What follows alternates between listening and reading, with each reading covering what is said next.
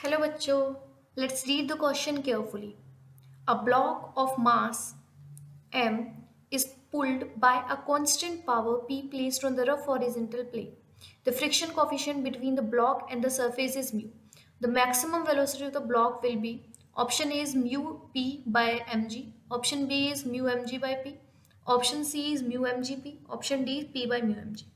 तो क्वेश्चन में क्या दे रखा है, एक एम मास का ब्लॉक है जिसको कांस्टेंट पावर पी से खींचा जा रहा है रफ हॉरिजेंटल प्लेन में। एक रफ हॉरिजेंटल प्लेन है, इस एम मास के पी पावर से एम मास के ब्लॉक को खींचा जा रहा है और इस इन दोनों ब्लॉक और सरफेस के बीच का जो फ्रिक्शन और कोफिशिएंट ऑफ फ्रिक्शन है वो क्या है, म्यू दे रखा है हमको। तो हमको maximum velocity of the block बतानी है कि मैक्सिमम वेलोसिटी ऑफ ब्लॉक क्या होगी। तो हमको पता है कि पावर क्या होती है, पावर होती है फोर्स इनटू वेलोसिटी। तो पावर हमको पता है और कांस्टेंट पावर हमको दे भी रखी है कि कांस्टेंट पावर से खींच रहे हैं, यानी कि फोर्स कितना हो गया, पावर बाय वेलोसिटी।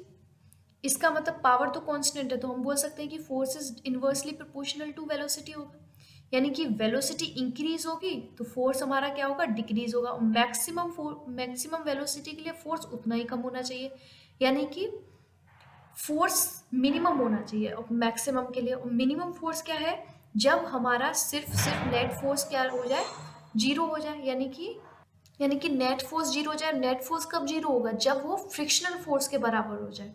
तो फोर्स जब फ्रिक्शन फोर्स यानी कि म्यू एम जी के बराबर हो जाएंगे तो टोटल नेट फोर्स क्या होगा, क्योंकि फ्रिक्शन फोर्स अपोजिट डायरेक्शन में लगेगा और नेट फोर्स अगर हम म्यू एम जी के बराबर लग जाए तो दोनों एक दूसरे को कैंसिल कर देंगे और नेट फोर्स क्या हो जाएगा, जीरो, और वेलोसिटी क्या हो जाएगी, मैक्सिमम।